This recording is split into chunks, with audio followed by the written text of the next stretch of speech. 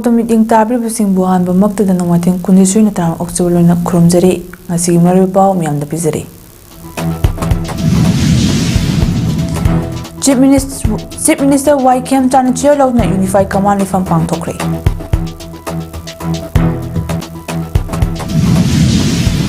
CRPF na kaptor pa nung maru na pamla kilakan na kiba Bobby Laikidre.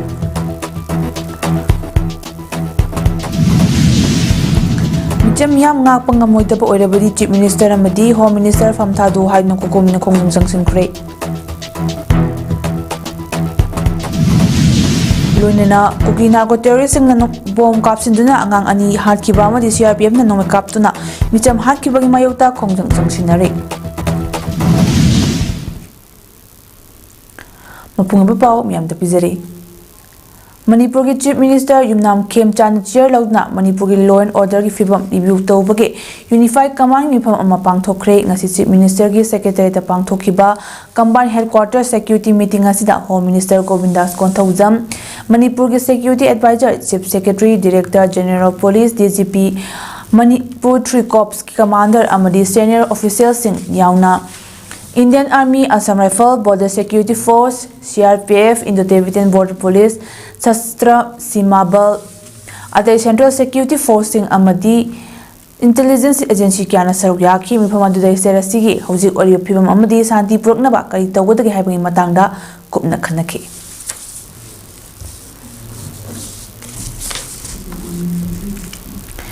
Tronglawbida michamiyam ama siba sokpa yaukhraba tungda lanmina jatharakpa operation da UKNA gi kadar ahum nongmai ani ka konana faraba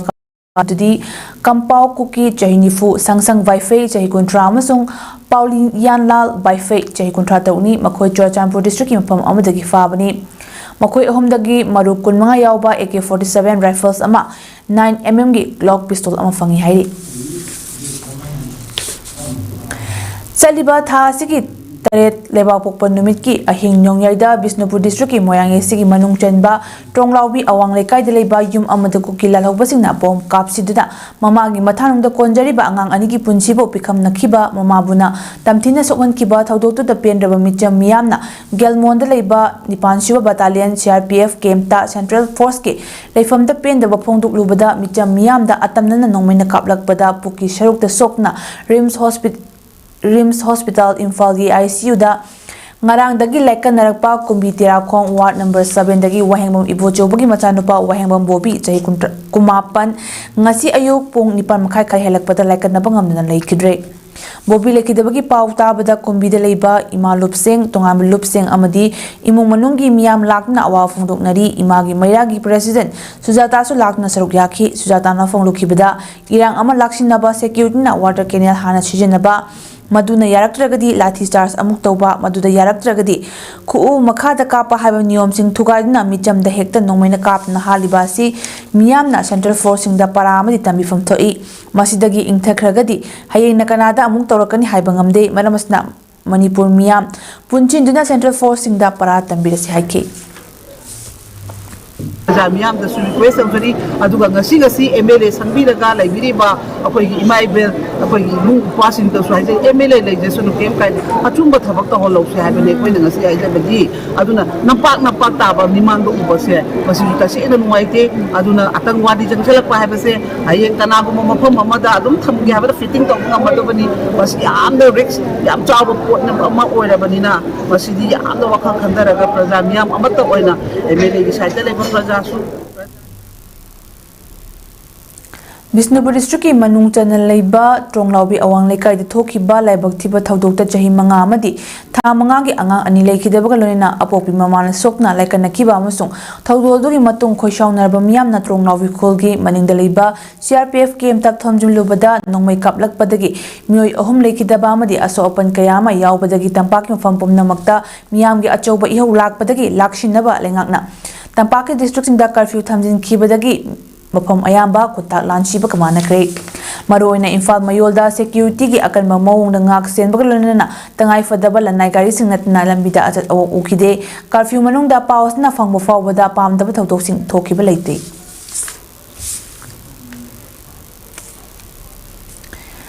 Mitcham मियाम ngakpa ngamloidaba oirabadi chief minister amadi home minister moral ground da fam thado haidna coordinating committee on Manipur integrity kokomi khothomi singa lonena miyam na khongjang sangsinkhre kokomi na miyam ga lonena ngasi akan ba khongjang sangsinba haurakpada security force ka chawna muknaki khongjang adu ngasi wangkai angom lekai da leiba world united youth club ta Mamangda kokomi gi thomi singa lonena miyamna changshin khibani khongjang asigi damak lop asigi thomi amadi miyamna ngasi nungthil pung anirom taba duwaida pun bahauki khongjang loi singa duna Manipur home minister moral ground da form thado amadi Manipur chief minister moral ground da form thado hyper play ka sijina duna kholaw kaya lauduna club asidagi thorakpada security force singna khongjang loi singa do thattuna makha tana chatana bathingki Maduda security force amadi khongjang loi singi marakta chawna muknaki khongjang loi singa duna athingba du namkhaidna konong mamanglom da chatna honarakpada fiba madu lakshinaba security force na tear gas kap na khongjang loi sing tan khaiki Fibam adu security force na lakshil laba matungda irang adu nemthaki khongjang aduga mai lenena kokomi convener YK Diren hai ngarang terrorist singna tronglawbida bomb kapchinduna angang ani hat khiba amadi makhoi anigi Mama bunna tamthina sokan khibagi thodo adugi moral responsibility pumnamak chief minister amadi home minister na pugadabani hadna ngarang dagi hauna kokomi na miyam galonena laudna lakpani Asigumba thodo asida chenari pa terrorist singi mathak talengas na chap action lokatpa ngamdaba amadi miyam safana thamba ngamdraba lenga ki thong asi yaningde ngarang gi thodo adu yaningda phongdotuna miyam na khongjang sangsinbada security force na nongmaina kapchinduna misi mina thokan kiba adugi moral responsibility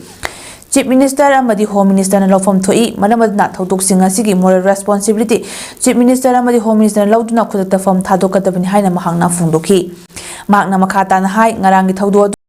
singa dogi maphamda ikai khumnaba utpa oina hayeng numit chupa awa phungdokani awa phungdokpa sigi manung channa lekai da Miyam na mairagi khongcha chatna lenga ki thong asi yandam phungdokna khongjang jangsin biu numidangi matamda yumthong khudingda maira kat piu lunina awaba phungdokpa sigi manung chana miyam na lenga ke loisang sing boycott tawminasi lenga na paikhatpam thokpa thabak lokhatriba fawba lekai singda makhal makha kya gi democratic oiba khongjang jangsin biu haina mahangna makha takhi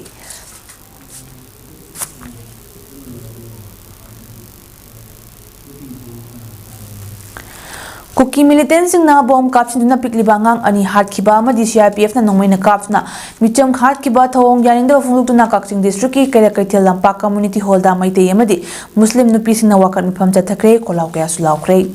karak apun maya pai bil lop karak na senduna chathakiba wakan pham aduga mailena lop asi wangang loi khaidem ongbi lembi leimana hai kuki militant sing na hauja maitei gi micham miyam da nongmai amadi bomb kapsin na micham kaya hatok piri Asikum laba Manipur gi oiriba phiba masida taibangi awa nungai karino masak khangdriba pikliba angang anibo kuki militant singna bom kapsilakna mihathina hatopiba si Manipuri mama oibi singna khangduna laithopangamlakre pikliba machabu mihathina hatpi khiba aduda mama aduna khanglamgataba maicha adu mama oibi khudingmakna khangi Kuki singna chatharakliba hingcha yaitambagi lichat asi paliba lengasna yengna libagi mahota laukhatpam thokpa akan bathabak laukhatpiu Manipur da ingtha tapthaba lamdam ama purukna bahona bada akan bathabak laukhatpiu Manipur gi micham miyambu ngak sinhan bigani haina Manipur da leiriba Central Force singasu micham ngak senbibagi mahota ngarang mak micham da atamnana nongmai kapsinduna micham hatpagi thawng asisu lamdam asigi miyamna haksina yangninde State engaki maikaidagisu adugumba thawdo adugi chapchaba thabak pakhatpiu amasung matung tarakpada singma thawdo ase amuhanna thokhandanaba hotnagadabani haina so phungdoki khaidem ongbi lembi leimana makhata adun hai Manipur gi tungi mirol gi damak khanbidaga paliba lenga asna mitop miyan chasing khangdoktringai lanjena duna relief camp da leiriba sing mayum da hanjinduna tangdu laitana leitringai da Manipur lenga asna mikok thigani haina tawriba sichu kairak apunba maira pai bilop na janingde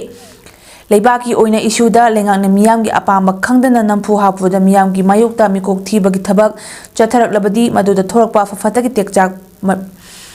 Manipur lengang na pugadabani haina su phongdoraki ngasigi wakat mifam aduda tronglawbigi mihat yaningde micham ngak pangamdraba Central Force sing Manipur dagi khudakda lokthokhigadabani Central Force sing na micham nongmai konchinduna micham hatpa yaningde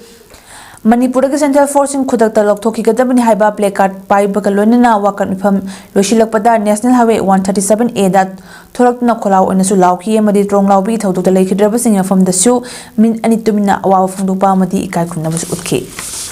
Isaitagi, Pen the Bapung Tokjari, a Siguma Togosi talk the Nabagidamata, Hoji, Hakar Pai Bak, is the government gets Haitagi, a Sigumba sing a solution, Taubiu, Tunda Muktok the Naba. Cindy, you have a say quicker upon Banupi Marupi Saitagi, Tamzari. Cooking narco terrorists in the bomb caps in the Pamun Tumzeri Banga, Nibu Hat Kiba, Mamabunaso, and Kibagi Tawambu Yanin the Fundutanangasi, Nungtil, Kangabo Higher Secondary School, Mamang National Highway 102, Tankai Ting, the Wakan from Pamcray. Kangaboki Maya Pai Singamadi Yuching a sin in a Pamkiba, set importers at the Saruyakibi, Maya Pai Luching BTS, Muhinina, Fundorapada, Manipulinga Amadi, India Langana, Miam the Sanadi Balila, Sikarino, Masi Miam na Pende, Asukuina, Tataraklaba, Iranga Sita, Lushin Bagi, Mahota, Michang Mikai Naiba, Mityang Biba, Kuki Buna Yokat Lagatamba, Maite Furupuna, I hack light in the heart Bagi Tavak, Tatarakbasi, India Amadi, Manipulinga, Toba the Lushin View Hike. Tumduna Ladiba, Pilibangang Simbu Bong Caps in the Hat Kibasi Yaninde hiding a Kongjang Shiluba, Mui Singbushu, Mayang Sifashing the Nomina Cap na Hat Piba, a sopa ng Hanbasi, Tamoshuk na Yaninde hide na Kahin Batawasi Makata na Tobigan Haiki, Mak na Makata na Hai, Cookie Madimati Fruki Marak the Ladibache, Nabasi, India Madi Manipulingana, a Tubamatandaloshin View, Cookie Buna, Support Obiba, Chingdana Lord Ama. Chingdana lo ama chatpa tampakna lo ama chatpa masita sunatana shanti lady haidna maite IDP singbuna mayum da chango haiba duga kari damakta ahingda bom kapsilakpano haidna thawong asi thamoshu ni yanengdi haiki ngasi wakat khongchang adudak Cookie narco terroristing marufong na muthatkadabani Manipur thokliba Irang India government lo shilu amadi angang hapa miyam da khangalu haiba kholaw sing su lawki na lo ama chatpiba tampakna lo ama chatpiba Lajari now Tampaki, my day have a Purupuna, a quick piece or a quick Manipuda, a quick Iran Litre, a quick Santi or a no name the song of Haidana, Luna dance in Birapamatunda, it can't come out and won't carry the Matelans in Birapuna. Carry the Mutata Tumni Assassin had people. Bisnubu District Ronga Witaki Bayataka China de Haina, United Cooking National Army UKNA Department of Legal Affairs and Tadoropa, Jerlamana Fondorokli. Jerlasin High Loop Asibu Mingchatian Baki Pandamda Atanana Marashiraki Tong Adu Yaninde UKNA Maru Pandamdi Indian Constituency Makada Political Solution Ama Purakpani Marajita Bamichumia Maruinangang Singda Hinshagi Tong Chatabagi Wapam Loop Asigit Nakangon the Yaude Nasifauba UKNA na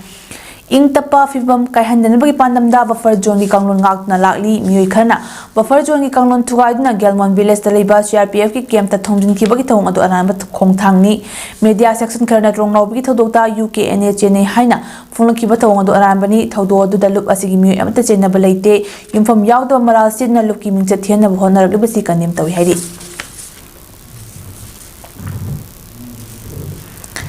United Cookie Council ki makada operate riba cookie fruit na sakang balaiti haina cookie in Manipur na thadorokpa Jerlaman na fongdorakli. Jerlas na makata na hai henbung assembly da lawkiba warep ki matung ina United Cookie Council recognize tawdi haiba wapamasi fongdorakpani. Cookie in Manipur na pangthokiba dongmug ibang mifam da wapamasi amukhan na ayaba pi ki bagalolina miyamgi ayaba yawdana linkatpa organization amata na cookie kunagi muhuchin bayaroi. Ayaba yawduna linkatpa loop masing kayamarom thoropagi matangda nungnangba fongdok laduna cookie in Manipur gi cherolas na hai cookie furuf ki apunba saktam amasung pandamda akaiba thohangadaba mawongda tongan loop kya thorok lebasi ningba kainingai ni asiguma loop kya thoropna cookie miyamgi pukningda chamamna pukhanbagi maram oihale tongan maming tholaga thabak torokliba loop sing asida miyamna makhala matagi mateng pangbigadu hairi April 3 amasung 3 kilonaba ahingda cookie narco terrorist na Bisnubu District Moirang Trongnaupi awang lekaida bomb kapsilakpadagi yum mamada tumduna leijaba masin manaw ani siraga mamana asok apan nangkibagi thawdo adubu yamna kanna yanindaba phongdoktuna ngarang numidang Thawal District nongpok sikmaida masing yamlaba maya paibisingna mairagi khongsa chatkre nongpok sikmai ingurok Hizam Kunau Sikong Ukongsang Sikong Kaitian na Jingba Tongan Kul Singi Masing Yamlo Maya Pai Bising na ngarang numidang pung nipan tabada nongpok sikmagi nesha lampakta pulap matung maya kongset adum pham adudagi chatpa hauki ꯈꯣꯡꯆꯠ ꯑꯗꯨꯒꯤ ꯃꯇꯥꯡꯗ ꯃꯩꯔꯥ ꯄꯥꯏꯕꯤ ꯑꯃꯅ ꯍꯥꯏꯈꯤꯕꯗ ꯉꯔꯥꯡ ꯏꯄ꯭ꯔꯣꯡ ꯂꯥꯎꯕꯒꯤ ꯊꯧꯗꯣꯛ ꯑꯗꯨ ꯃꯃꯥ ꯑꯣꯏꯕꯤ ꯄꯨꯝꯅꯃꯛꯇ ꯊꯃꯣꯏ ꯌꯥꯝꯅ ꯁꯣꯛꯄ ꯊꯧꯗꯣꯛ ꯑꯃꯅꯤ ꯊꯧꯗꯣꯛ ꯑꯗꯨ ꯌꯥꯝꯅ ꯄꯦꯟꯗꯦ ꯑꯁꯤꯒꯨꯝꯕ ꯃꯤꯑꯣꯏꯕꯒꯤ ꯂꯝꯆꯠ ꯅꯠꯇꯕ ꯁꯥ ꯉꯥꯒꯤ ꯂꯤꯆꯠ ꯆꯠꯄ ꯃꯤꯆꯝ ꯅꯨꯄꯤ ꯑꯉꯥꯡꯗ ꯈꯨꯠ ꯊꯥꯕ ꯀꯨꯀꯤ ꯅꯥꯔꯀꯣ ꯇꯦꯔꯣꯔꯤꯁꯁꯤꯡ ꯁ꯭ꯇꯦꯠ ꯑꯃꯗꯤ ꯏꯟꯗꯤꯌꯥ ꯂꯩꯉꯥꯛꯅ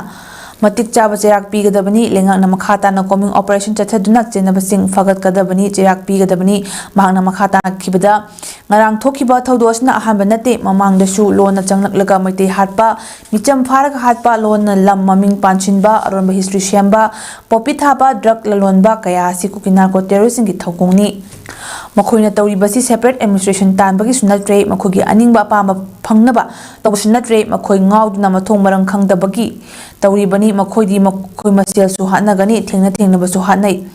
ꯈꯠꯅꯒꯅꯤ ꯇꯥꯡꯈꯨꯜꯗꯁꯨ ꯈꯠꯅꯕ ꯍꯧꯗꯨꯅ ꯊꯣꯛꯂꯤꯕ ꯏꯔꯥꯡ ꯑꯁꯤ ꯃꯤꯌꯥꯝꯅꯁꯨ ꯍꯦꯟꯅ ꯈꯪꯅꯔꯕꯅꯤ ꯃꯈꯣꯏꯁꯤ ꯃꯊꯣꯡ ꯃꯔꯝ ꯈꯪꯗꯕ ꯀꯥꯡꯕꯨꯅꯤ ꯁꯥꯒꯨꯝꯕꯅꯤ ꯍꯥꯏꯈꯤ NRC चनहलु अदुगा NRC चनद्रिङाइदा सेंसस हाइबदि मिकुक थिबगी थबा से हन्ना चथबिगनु हाइना इंडिया सरकार अमदि मणिपुर गवर्नमेंट की माइकेदा हन्ना एखोय अमुका हन्ना नोलुकना हाजरी मतुंगदा चिन कुकी नार्को टेररिस्टसिंगना ngarang April की tang 8 की अहिंगदा ट्रोंगलाउबी अवांग लेकाई की युम अमदा बॉम कापसिंदुना तुमना लैरिबा पिगलिबंगा अनिबो हातपगा लोइनना अपोपि ममाबुसु अरो फिबमदसु ओलंबा अमदि मखाताना बॉम्बिंग फिट तौरंबा थौदोका मैलेना हौरकपा मियामगी इहौदा सेंट्रल फोर्सिंगना नुंसी हैतना नोंमैना काबना मियोय कया हातखिबगा लोइनना कया अमसु असोपा नंगखिबगी मतंगदा केगी मोइरांग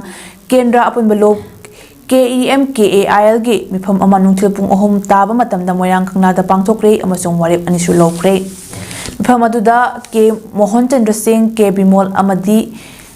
PH सिंगजितना मयाइतांगबा लौखिबा वारेप सिंह दुदी अहानबा वारेपता चिन कुकी नार्को टेररिस्टसिंगना मोइरांग ट्रोंगलाउबिदा मयुमदा तुमलगा लेजरिबा पिकलिबा अंगांग अनिबो बॉम कापसिंदुना हातखिबा लोइनना ममाबुना सिबा याना सोअनखिबा असिगा मैलेना स्टेट अमसोंग सेंट्रल पुंग कुमरी की मनुंगदा कुकी मिलिटेंट्स मथक्ता मिलिटरी क्रैकडाउन चथद्रबदी मियामगा लोनना मखल मखा क्यागी खोंजंग चंगसिनगनी हाइना यानखी अनिसुबा वारेपता सेंट्रल फोर्स सिंगना इशू असिगा मैलेना मियामना इहौ तौबदा मिचम क्या नोंमैना कापना हातखिबा अमदि कयामना असोपा नंगनखिबबु अथुबदा एक्शन लौनबा मैलेनबसिंदा तक्सिनबा हाइना यानखी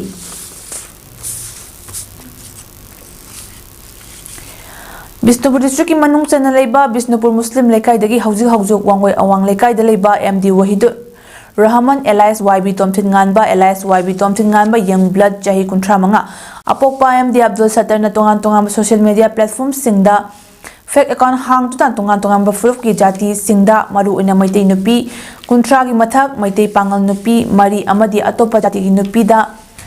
नुपी अंगांगसिंगदा नातै चादबा वीडियो अमदी फोटो न चिंगबा थाजिनुना अरांबा लंबीदा पुशिनबा होनरंबा खक्ता नतना वीडियो कॉलिंग की रिकॉर्ड तौदुना वीडियो क्लिप सिंग अदु सोशल मीडिया ग्रुप सिंग यावना ममानबा सिंगदसु थादोक थाजिन तौरमले महाक ड्रग कापदा चेनबा अचौ मिसक अमनी अदुगा हारिबा म्यूएसिगा खंगनरंबा नुपी सिंगी लिस्ट अरांबा टेंगोल यूनिट 27 अमदी समुरौ नावरेम अपन मया पाइबीदा लेरे अदुना मागा खंगनरंबा फुरुक खुदिंगमकी नुपीसिंगना समुरौ नावरेम अपन मया पाइबीदा नुमित मंगा नीमगी मनुंगदा चंगजरकदबनी करिगुम चंगजरक्तब तारगदी मदुदा थोकलकपा अफफतगी दायित्व मसा मसाना पुगदबनी थौदोसिगा मैलेना MD वहीदुरगा समुरौ नावरेम अपन मया पाइबीगी थौमिसिंगा फामिनदुना सिगुंबा थौदोक मतुंगदा अमुक हन्ना तौदनबा वखल तामिनखिबगा लोनना वांगोई पुलिस स्टेशन की ऑफिशियल लाक्टुना खुशिनखरे MD वहीदुर खुशिनखिबसिगा मरी लेनना समुरौ नावरेम अपन मया पाइबी सेक्रेटरी ओइनाम चाउबा चनना फोंदोखिबदा हौजी एकोगी समाज असी मैतै जाति एनी कम्युनिटी जाति खुदिंगे लेसाबिसिंग अमदी मौनहासिंगना मसिगुंबा फत्तबा लांगदा थुरगा नतै चादबा क्राइम मयाम थोलकदबा सिदगी ममा बाइबसिंगना चेक्सिना कदाइदा करी सोइखिगदगी हाइबगी वखलोंदा चेक्सिना थमिनसी हाइना मीडिया की थोंगदा ममा बाइबसिंगी मफमदा नरुंग निंजरी हाइखि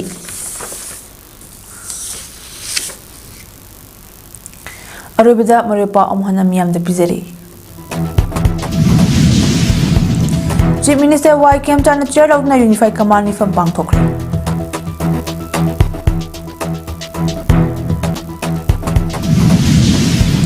CRPF na kapthorpa nongmai maruna panbadagi lekanarkiba bobi leiktre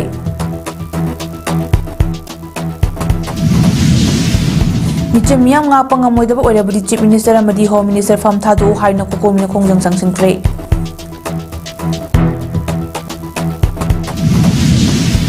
Lonina kuki narco terrorist singna bom kapsinjuna ngang ani harkiba amadi CRPF na nongme kap na micham harkibagi mayokta khongjang changsingnari.